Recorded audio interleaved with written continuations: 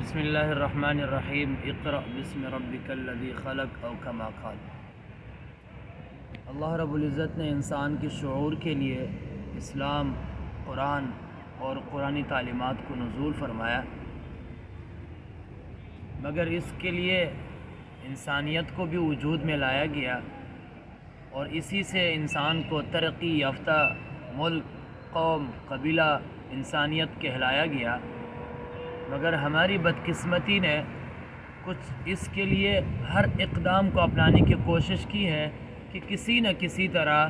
انسان کی انسانیت کی جو کامیابی کا خاص منبع اور قلعے کہلائے جاتے ہیں اس سے روکا جائے، اس کے لیے پریشانیاں اور اس کے لیے راستے کی ہر مشکل تدبیر اختیار کی جائے۔ یعنی کہ میرے مراد کہ مدارس دینیہ کے لیے ہم اور ہمارے لوگ، ہم اور ہمارے سوچ، ہم اور ہمارے مختلف تدابیر اس چیز پر بضد ہے کہ کسی نہ کسی طرح دینی ادارے، دینی تعلیمات کے جو منبع اور قلعے ہیں، مسجد اور مدارس، ان کے لیے پریشان کن ماحول بنایا جائے۔ حالانکہ ہم اور آپ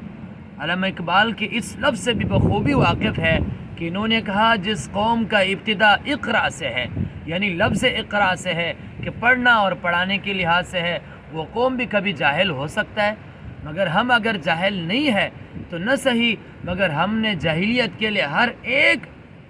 انتہا کو اپنایا ہے، ہر حد پار کر دیا ہے اور ہر چیز میں اپنا کردار ادا کر دیا ہے۔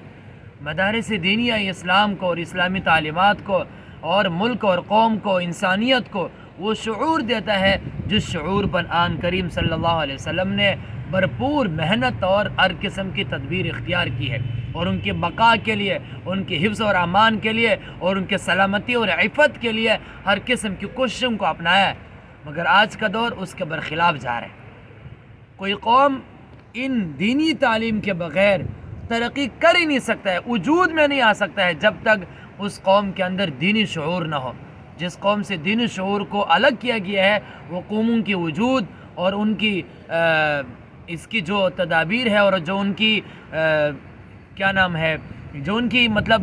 تعمیرات ہے وہ ہل سکتی ہے، وہ رکی نہیں ہے، وہ اپنے آپ میں وجود میں آیا نہیں ہے۔ بہرحال میرا آخری یہی آرزو ہے کہ ان مدارس دینیہ کو یہ اسلام کے شعور اور آگاہی کے لیے ہے اور ملک اور قوم کے بقا کے لیے ہے۔ اللہ کرے ہم سب ان کے حفظ و امان کے